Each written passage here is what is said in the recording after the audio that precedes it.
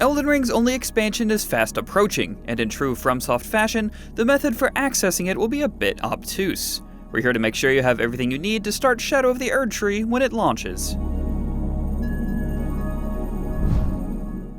To even begin Shadow of the Erdtree, you need to take out one of the game's most difficult bosses, Mohg, Lord of Blood. We already have full area and boss guides on Mohg, and a video on how to best be prepared for Shadow of the Erdtree. So even though we don't recommend going straight to the DLC access point at a very early level, we'll just use this video to go over the necessities of how to get to the right place to start it, and we'll point you to our other walkthroughs for the big sticking points. We know from interviews from Famitsu and others with the game's director, Hidetaka Miyazaki, that at least 2 bosses need to be defeated to access the DLC.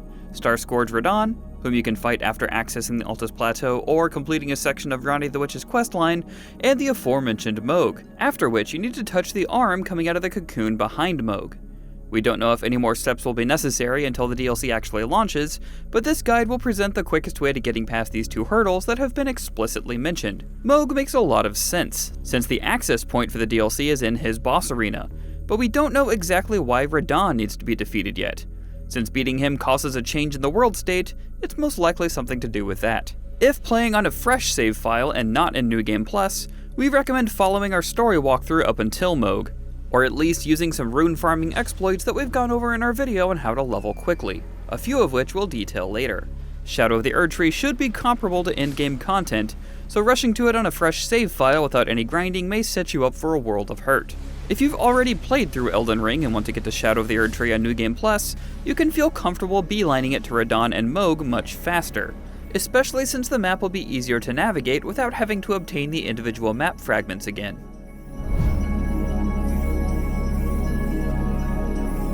We mentioned up top that there were a few ways to trigger Radahn's festival, meaning his boss fight, and the quickest way we found on New Game Plus is getting to the Altus Plateau after defeating Magma Wyrm Makar. The other method for getting to the plateau, which may be the easier way on a fresh save file, is to find both halves of the Dectus Medallion in Forts Height and Faroth respectively, using the Grand Lift of Dectus, and activating the first Site of Grace. You can run straight through these forts without fighting to grab the medallion halves, but it'll be a bit harder to find your way to them without first filling in the map with map fragments. We found it quicker to beeline it to Makar to force your way onto the plateau, but the choice is yours if you'd rather use the medallion. Let's get started. Exit the tutorial cave, interact with the first Site of Grace in Limgrave, the first steps, and talk to White Mask Varé. Oh yes, tarnished are we? Ride to the gate front Site of Grace, and interact with it to rest and speak to Melina.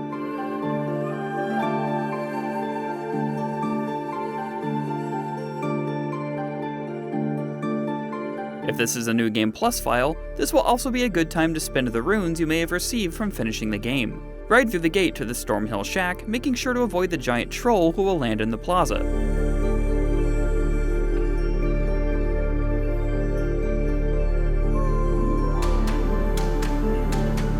Interact with the Stormhill Shack Site of Grace. Continue riding north under the bridge to bypass Stormvale Castle, head off for the left side of the bridge as it comes to the end, and follow the path around to the left, and then to the right as it enters a tunnel hugging the cliffside.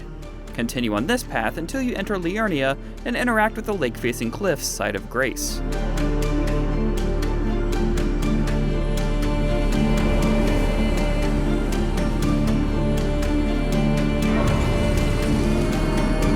Continue to ride northwest through Liurnia, interacting with sites of grace you see along the way, especially ones that are close to the Rose Church, like fallen ruins of the lake right here. You'll need to come back to the Rose Church later, so it's a good spot to remember. Continue around the west side of Raya Lucaria and enter the ravine to the north of Liurnia, and activate the ravine Site of Grace. Make sure you look out for giant lobsters and some lightning bolts on the way. Follow the ravine all the way to the end where you'll find another Site of Grace next to a ladder. Go up the ladders and continue into the cave.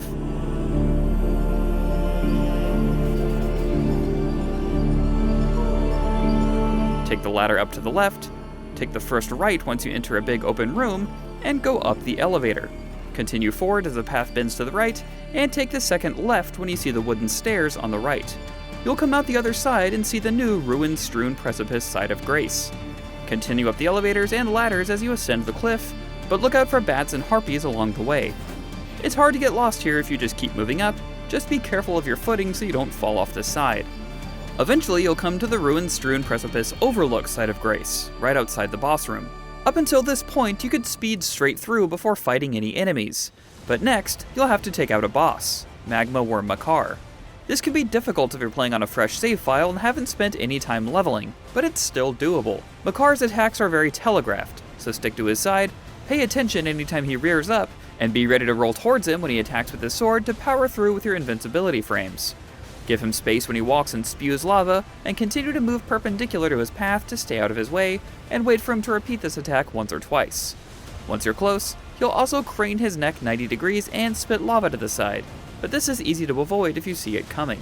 After hitting 50% health, he'll stand up on his hind legs and set his sword on fire.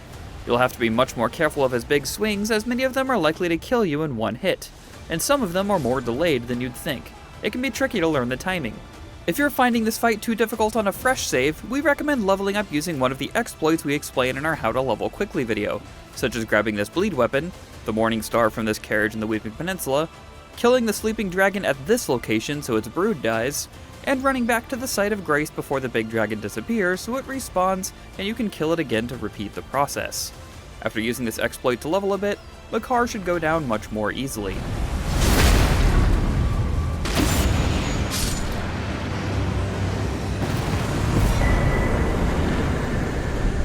After defeating Magma Wyrm Makar, exit the dungeon to find yourself on the Altus Plateau. Now we can head to Radahn, interact with the nearby abandoned coffin site of Grace, and warp back to the Stormhill Shack. Ride east from Stormhill Shack following the road all the way to Caelid, crossing the Saints Bridge and the Summonwater Village as you go. Make sure to continue grabbing sites of Grace along the way in case you die somewhere.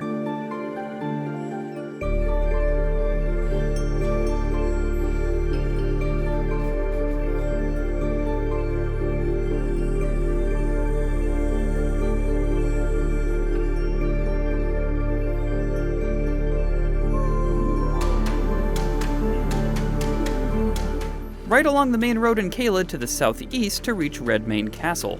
It's a bit of a long ride, but not too bad.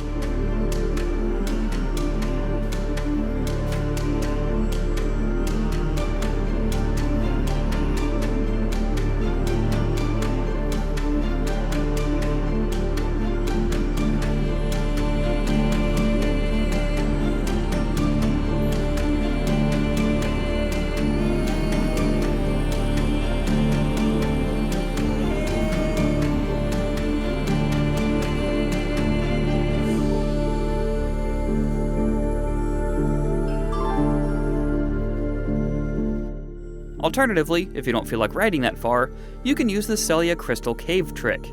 Head to the dragon-burnt ruins in Limgrave in the lake bed directly east from the first step site of Grace. Inside, you'll find a cellar full of rats and a trap chest that teleports you to the Sellia Crystal Tunnel in Caelid, getting you much closer to your destination. Run out of the cave back to the entrance, and activate this site of Grace. Hop on Torrent, ride down to the beachfront, then go left and follow the beach until you find the Sellia Understair side of Grace.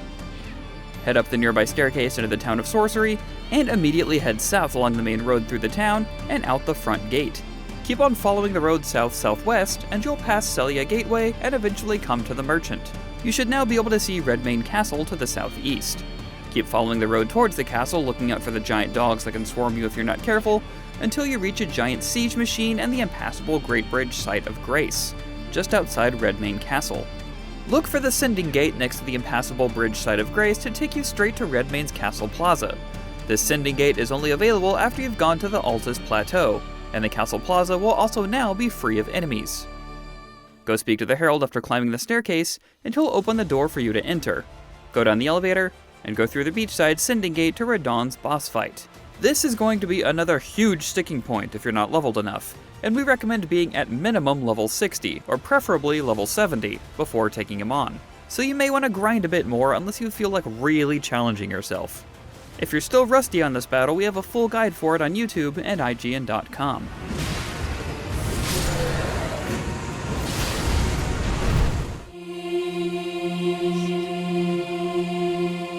Alright, one part done. After defeating Radahn, if you haven't been to the Round Table Hold, go to a site of grace and tell Melina you want to go there now. Since you've defeated a Shardbearer, you can now go speak to the Two Fingers. Warp back to the Rose Church in Liurnia and speak to White Mask Voré again. Tell him you weren't impressed with the Two Fingers. Aha! Your intuition serves you well. You'll next have to complete Varé's quest to receive the item you need to warp to Mohgwyn's palace. Voré will give you a task to invade 3 players' games, and 5 festering bloody fingers in order to do so. You don't have to defeat 3 players, only invade 3 of them. So you can invade and then simply jump off a cliff if you don't want to bother fighting. Since you've already unlocked the Altus Plateau, you can also go to the Writhed-Blood Ruins and invade and defeat an NPC named Magnus the Beastclaw once, rather than invading real players 3 times. This is also the only way to finish Varé's quest if you're playing offline. Return to Voré after completing your task, and choose to be anointed to receive the Lord of Blood's favor and one more task, to soak the cloth in a maiden's blood. There are 3 ways to do this. The first is to kill Arena on the Weeping Peninsula just past the Bridge of Sacrifice in Limgrave. If you haven't progressed her questline, she'll be seated near the road. Kill her and soak the cloth in her blood. Note that this will lock you out of Edgar's questline. The second option is at the Church of Inhibition in northern Liurnia, just north of the Frenzied Flame village. Once you get close, you'll be invaded by Festering Finger Vike. After defeating him, head into the church, activate the Site of Grace, and go to the Dead Maiden just to the left to soak the cloth in her blood. Keep in mind this method is actually pretty difficult. You've got to dodge multiple Eyes of Sauron that inflict madness, and Vike is no pushover, so just be careful if you decide to go this way, and take some madness relieving medicine with you. The third option to find Maiden's Blood is in the Chapel of Anticipation, back where you first started your Elden Ring journey. To get there, head to the 4 belfries on the western coast of the Liurnia of the Lakes region. The second belfry from the top, the one with the message Precipice of Anticipation out front, will take you back to the Chapel of Anticipation, but you'll need an imbued sword key to activate it. One of these keys can be found in the topmost belfry, but if you've already used that one, there's another in the Academy of Raya Lucaria and one in Sellia, Town of Sorcery. Their exact locations are in more detail on the Stone Sword Key page on IGN.com. Once at the chapel, you'll have to kill the Grafted Scion if you didn't do that at the beginning, head over the rope bridge, and you'll find the dead maiden you encountered when you began the game. You can now soak the cloth in her blood. No matter which method you use, once you have the bloodied cloth, you can return to Voré and receive the Bloody Finger. Speak to him again, and you'll receive a Pure Blood Knight's Medal, which you can use to teleport to Mohgwyn's palace. Now your final step to access the DLC is to simply defeat Mohg, Lord of Blood, which can actually be really, really tough. Is mine and mine alone. We recommend being well over level 100 for this fight, but thankfully, now that you're here, there's another leveling exploit you can take advantage of if you have a bow and a few arrows. We detail this exploit more in our leveling video, but from this Site of Grace, shoot the giant bird through the branches to make it run off the cliff, and grant you about 11,000 runes. Rinse and repeat. For the Mohg fight, make sure you're equipping armor or using items to increase bleed resistance, dodging through his blood attacks to avoid taking damage, and striking back after his overhead slam and thrust attacks. He has massive range on his melee attacks, so you'll need to learn their weird timing, as he usually hesitates before the swing. There's a lot more to this battle, including a second phase, and an item you can pick up in the subterranean shunning ground that will stun him for easy damage, but we have a full tutorial for the battle if you're having trouble and want to check our video guide on YouTube. Once Shadow of the Erdtree is out, and you're through Mohgwyn's palace and you've defeated Mohg, touching the arm sticking out of the cocoon behind him will teleport you to the starting point of Shadow of the Erdtree. See? That wasn't so bad, just, several cross-continent trips and some crazy difficult boss fights. But it's not like you were trying to access FromSoft endgame content to have an easy time, right? So, par for the course. We'll have tons more Elden Ring content in the lead up to Shadow of the Erdtree, including boss guides from speedrunners, best ways to prepare for Erdtree, and the aforementioned rune farming video. So make sure you stay tuned to IGN.